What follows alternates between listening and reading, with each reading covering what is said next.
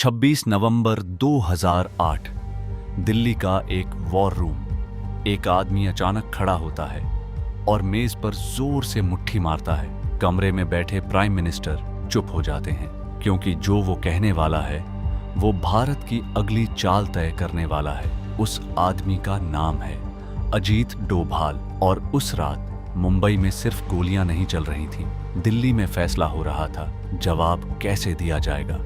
मुंबई, रात के 9:30 बजे।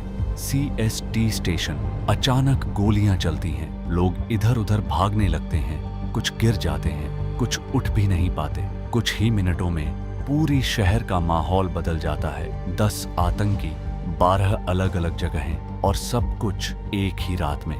ताज होटल, ओबेरॉय, नरीमन हाउस, हर जगह एक ही डर, कौन जिंदा बचेगा। ये सिर्फ हमला नहीं था, ये एक सोची समझी जंग थी। समुद्र के रास्ते आए लोग जो वापस जाने के लिए नहीं आए थे।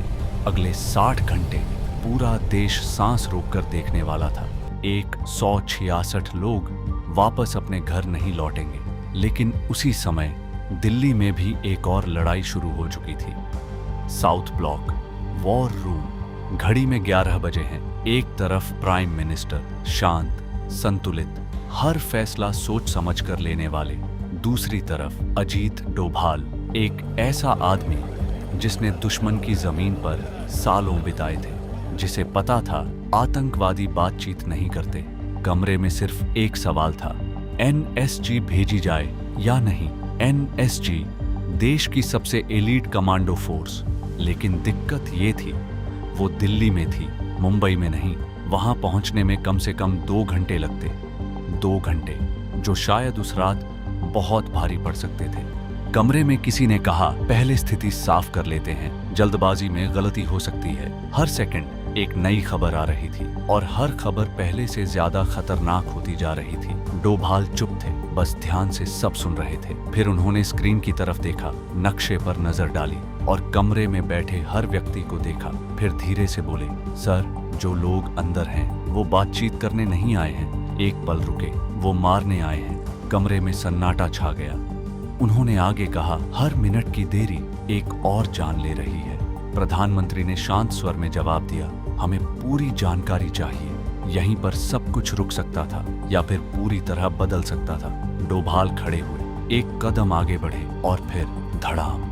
उन्होंने मेज पर जोर से मुट्ठी मारी। कमरे में बैठे सभी लोग एक पल के लिए चौंक गए। डोभाल ने सीधा देखते हुए कहा, सर, अभी नहीं तो कभी नहीं। अगर हमने देर की तो हम सिर्फ लाशें गिनते रह जाएंगे। प्रधानमंत्री ने डोभाल की तरफ देखा और फिर बोले, NSG भेजिए। बस यहीं से कहानी बदल गई। रात करीब 1 बजे NSG मुंबई पहुंच चुकी थी। ऑपरेशन शुरू हुआ। ताज होटल के अंदर मेजर संदीप उन्नीकृष्णन, वो अंदर गए, लोगों को बाहर निकाला, फिर दोबारा अंदर गए, फिर एक बार और फिर वो वापस नहीं लौटे। करीब 60 घंटे तक गोलियां चलती रहीं, आग जलती रही, धुआं उठता रहा। लेकिन इस बार भारत सिर्फ देख नहीं रहा था, भारत जवाब दे रहा था।